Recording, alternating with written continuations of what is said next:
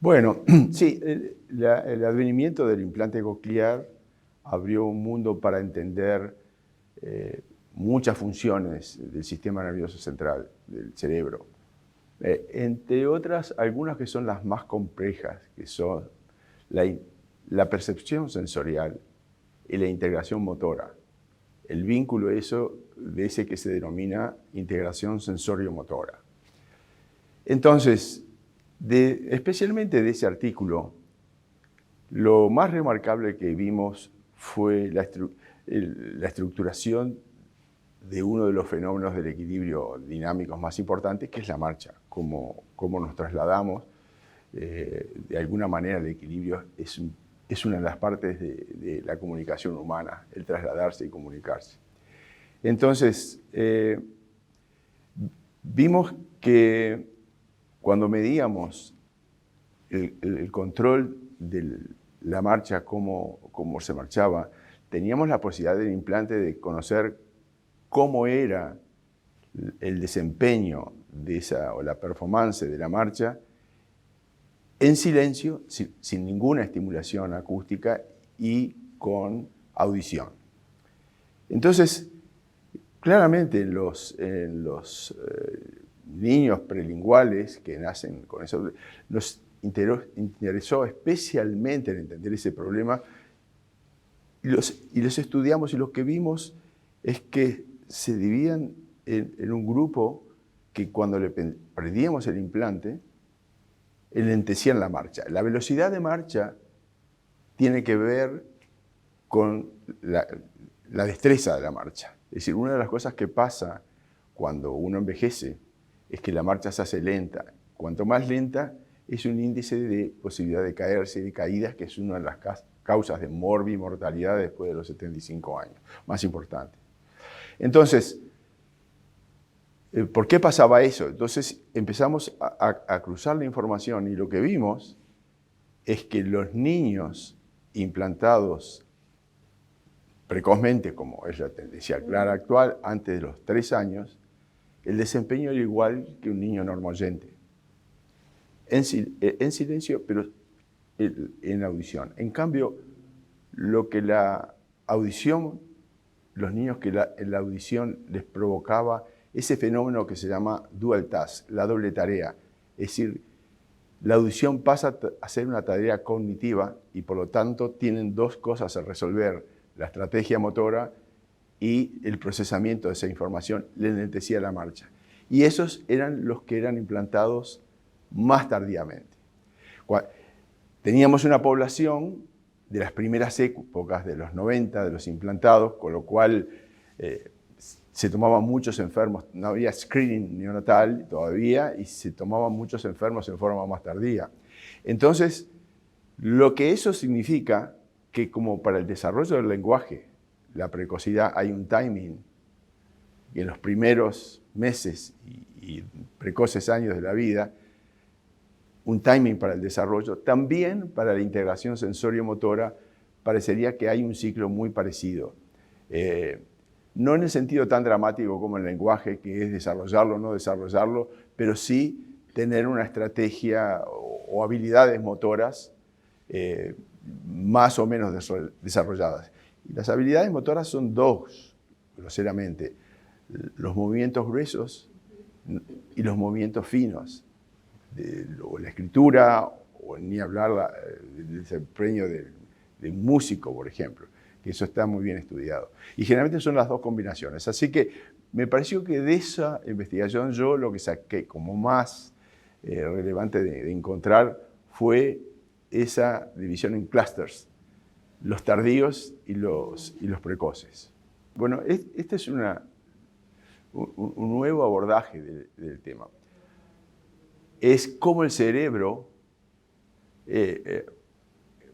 prioriza la información de un sensor sobre otro. El equilibrio, la marcha, la postura, depende de la información de tres principales informadores, receptores: los receptores vestibulares, los visuales y las propioceptivas o somatosensoriales. Y hay estudios que vienen ya del área neuropsicológica que hablan de diferentes pesos de la información de un sensor que cambian de acuerdo a patrones individuales. En el caso de la visión, ahora comento brevemente, está bien establecido, pero también en la dinámica de la somatosensorial y vestibular.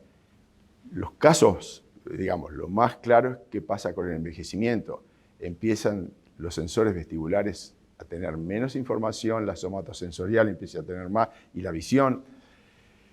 Se hace un switch, y después de enfermedades neurológicas o, por ejemplo, vestibulares, también se rearma todo el peso de la información de uno sobre otro. Entonces, lo que quisimos ver, si pasa con la audición una situación similar a la que pasa con la visión. En 1900, en los 50, 60, Wilkin, que fue un investigador neuropsicólogo americano, generó el concepto de visodependencia. Es decir, para la orientación espacial, para saber lo que estaba vertical, estimaciones espaciales, la visión era lo relevante. En cambio, para otros, los experimentos son un poquito largos, ahora no los explico, pero para otras personas no dependían de la visión, eran más visoindependientes. Una parte interesante es que la Agencia Espacial Americana usó estos test y los vinculó con test psicológicos del discípulo de Freud y Jung, y se vio que los visodependientes eran de estructura emocional más ergocéntrico, es decir, para tomar decisiones tenían más tiempo porque tomaban en consideración aspectos de esa decisión sobre los demás, en cambio los visoindependientes eran más de decisiones egocéntricas, tomaban decisiones más rápidas, y eso lo hacían en los test a los astronautas, y revelaron cosas bien interesantes entre el vínculo en nuestra estructura perceptual y nuestras decisiones comportacionales. Bueno, entonces en la audición lo que vimos fue que hicimos una población de prelinguales adolescentes y de postlinguales adultos. Se comportaron muy similarmente.